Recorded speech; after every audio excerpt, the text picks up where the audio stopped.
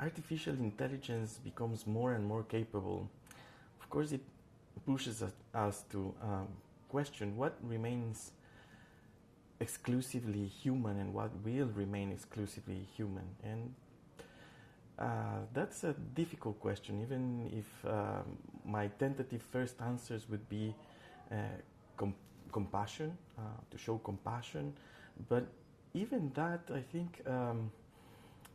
compassion or to show empathy for what we have been listening to in these exciting days of the series, of the Neumann series, and from our colleagues in medicine, they more and more are training these models not just to give answers from a medical perspective, but in a way, and to the extent that is possible, to care for the patients. So, but there's something that artificial intelligence, and for that matter, artificial technology, so to speak, would not be able to give, and that's a power of, although it can sound a little bit romantic, the power of an embrace, embracing others, a gaze of love, a gaze of true care, a gaze of empathy that goes beyond words, a gaze that is conveyed in an embodied way, with arms, with hands, that touches, that reaches out, that holds. And I guess that for the future of education says a lot. If we think of education as it has always been thought of or supposed to be conceptualized around this friendship relationship, around the quest for knowledge between teachers and students. But it's about the caring for the other. It's about the education is a relationship in which friendship is what bound us together, and in a quest for knowledge.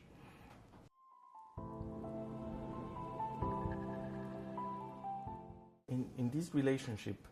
the friendship between student and teacher,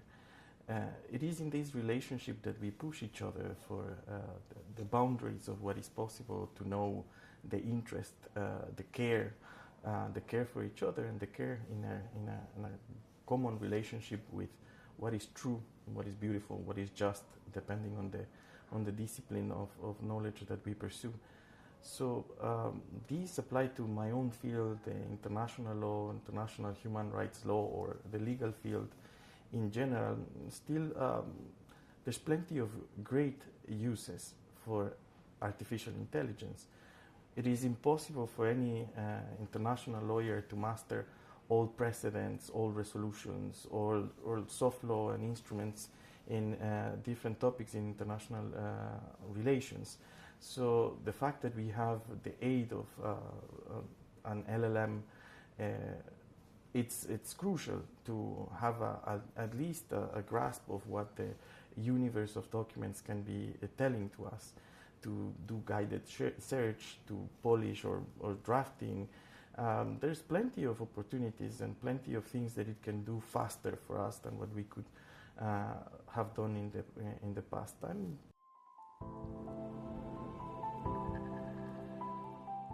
For the most part, I remain very optimistic for what the uses of it can be applied to the classroom, how it can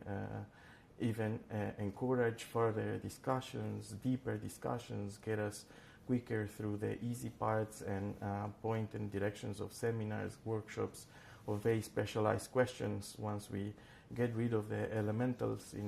with the aid of a good question search with any of these models, good models. The concerning part, of course, is the unethical uses of it, and I guess we are always, the concern here is not AI, but the unethical behavior of the human being. And for that, the question, of course, passes through the answer to this question passes through good regulation for abuses, but for the most part, it is a matter of education at home, of education of the human heart, so to speak, beyond the formal instruction, to be human, to be moral, to be ethical, to do what corresponds better to our deeper design to our destiny, to what we are called to be, and not to cheat with unethical uses or unethical, even evil misuses of any technology that harm us and harm others. And we are to use everything for flourishing, for being happy, and for the happiness of everyone else.